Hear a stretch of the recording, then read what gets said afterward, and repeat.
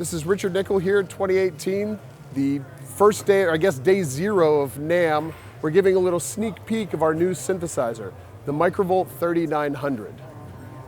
This is the first synthesizer we've done that's not Eurorack, so it's a little bit something new for us. We're stepping out of our sort of comfort zone to really create something that we're really excited about. We sort of have this ongoing love affair with monosynths going back years and years. It's what got us interested in synthesizers, and it really what drew us into these instruments. So we wanted to create something that we were excited about and we felt took the monosynth somewhere that it hasn't quite been before.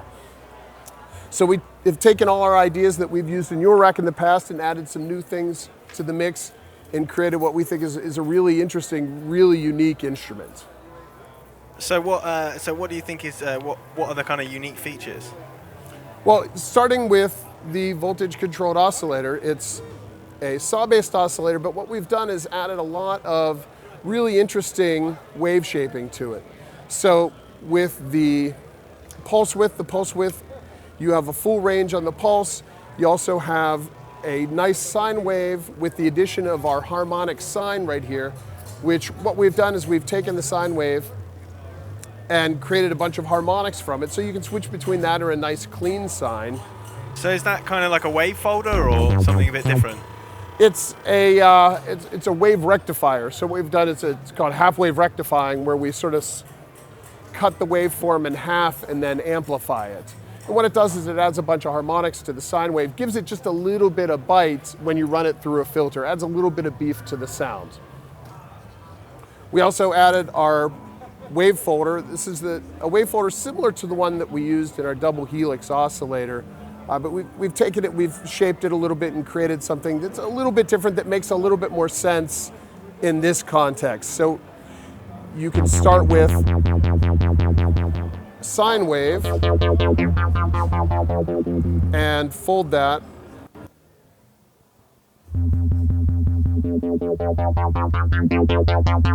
Really open it up.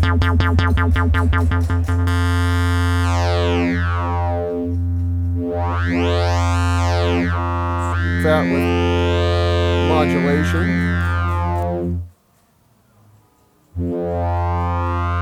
Give a really nice rich waveform. All the waveforms are available from the oscillator in the mixer section, so you can create your custom sounds. Add your pulse, a little bit of pulse width, then we have our saw. And then we have that sine wave with the addition of the harmonic. You can hear the additional harmonics there added.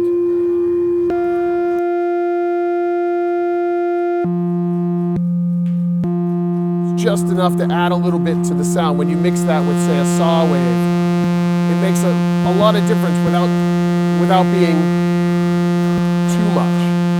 So our waveforms then dump into our binary filter. This is a state variable filter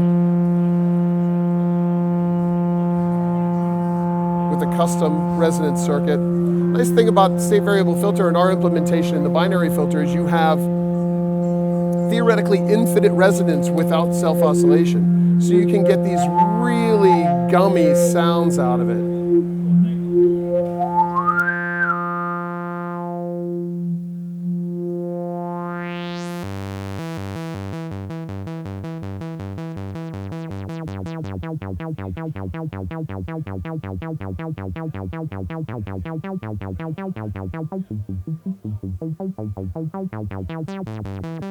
Really nice, clean, warm, gummy sounds. We've spent a lot of time playing with filters, and this is I think one of our best ones. Works really nice with the folded wave, and then your standard waveforms as well. We have this mode button here that goes from stable mode, which is what we're listening to now, to an unstable mode. And what that does is that boosts the resonance, and you can add then, it overdrives it quite nicely. So I'm going to turn it down a little bit here, and we will boost it up.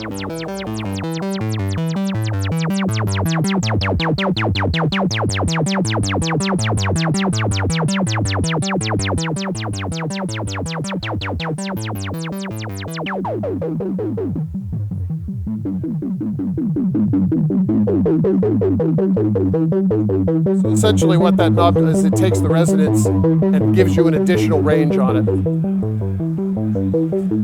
And then that's going to hit the clipping circuit in the filter, which gives you some nice overdrive there. In addition, going to the mixer, going into the filter here, we also have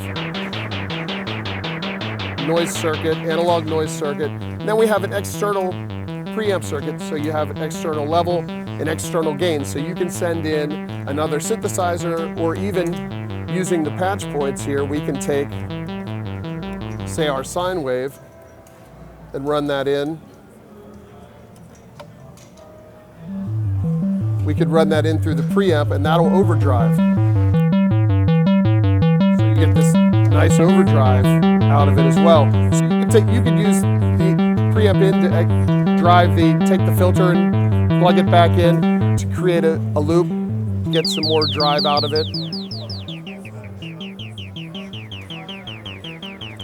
Just giving a lot of sound sculpting capabilities. So in terms of like modulation and sequencing, what have we got? In terms of modulation and sequencing, we have quite a bit. Let me talk one more section before we get to that about the dynamic VCA. And this is really the section of the synth that makes it stand out in the mono synth world. What the dynamic VCA is it's really a low-pass gate circuit that's been configured to be either a low-pass gate mode or a VCA mode, and it's sort of been optimized for both. Now, we don't use the Vactral components in our low-pass gates. We've engineered around that with some analog circuitry that emulates the Vactral, but it allows us to give different responses. So I'm now sending the envelope. I'm just going to send the dynamic VCA, little Pluck here, and you can see as standard VCA, you're going to get the response you expect. We can switch on low-pass gate mode. What that does is that's, in addition to doing the levels, it's also adding frequency cutoff. So as the sound gets quieter,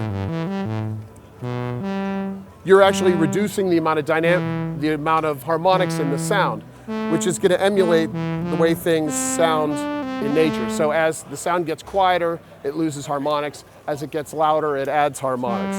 So you get this very organic, natural sound out of it. We also have this Pluck circuitry here, and I'll turn the arpeggiator back on. We'll turn on Pluck, and what that does is that's as if you were hitting it or striking it, you get this really nice envelope, tight envelope, or you can open it up, get these really nice percussive sounds out of it. So is that very similar to one of the other modules from the Lifeform series? Is it yes, that circuit started with our dynamic impulse filter, which was sort of the genesis of that idea. We also used that in our double helix oscillator in the modulation, or in the filter section of that. This is the third iteration. It's a little bit different for here, but it's the same idea. So now on to the modulation we have available to us. Starting with, we have a 4-stage envelope generator that's normaled into our dynamic VCA. Then we have a function generator here. This is essentially a 2-stage envelope that's normaled into our filter. So that would run filter cutoff right as it's wired. You also have voltage control over both the attack, the rise, and the fall on the function generator. You can cycle that as well.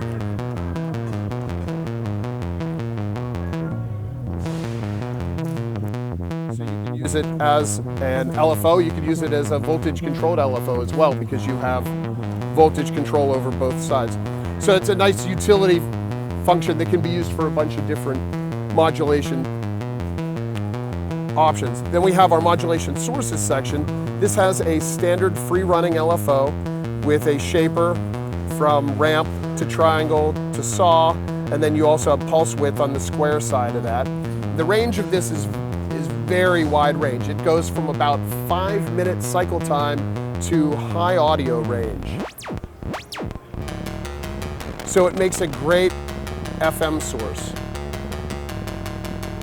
if you want to FM your oscillator.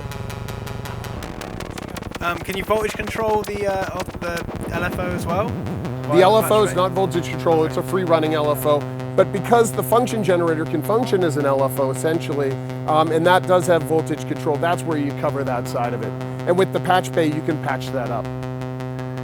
The other section of the modulation is random, and the random is, it's a digital random, but you have an analog CV out of it, and then you have a random gate out as well, and those can be patched anywhere into the system. You also have this source balance, which can go from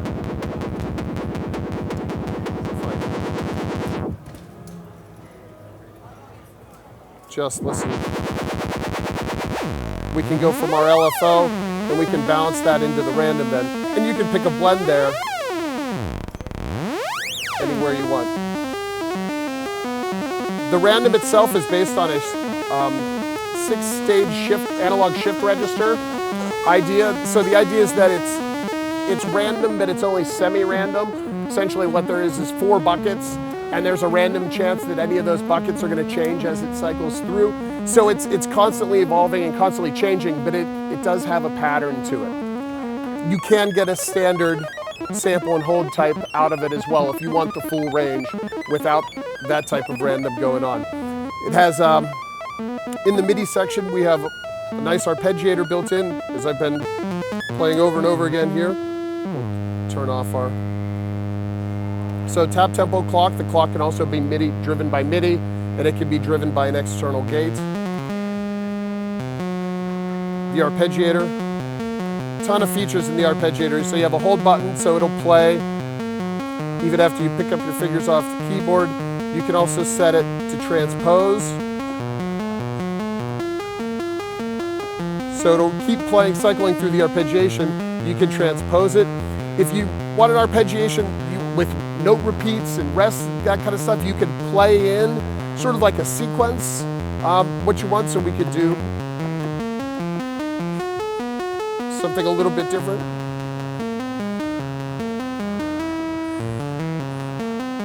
So you can type in a sequence and then it'll go ahead and repeat that. So almost kind of like an SH-101 style sequencer. Yeah. So they're both available for you right there. You can shift up octaves, down octaves. And that's all before we really get into the patch bay and all the patch bay offers.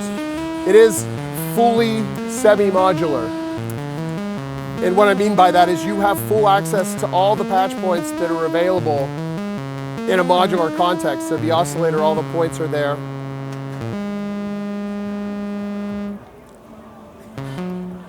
You also have this modular mixer here, which gives you a mixer, an inverter, all built right in. So it really offers a lot of functionality that may be missing from the set of tools you have on the left-hand side.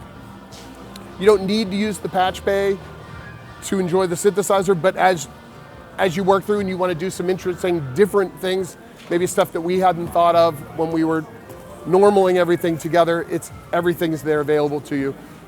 Not your rack format, but your rack compatible, so you can patch this within your rack setup without any problems at all. So when are you hoping to have it ready, and when are you hoping to, what sort of price are we going to be looking at? It's going to start shipping in 3 months, and it's going to be $629 US. Excellent. Well, thank you very much. Thank you.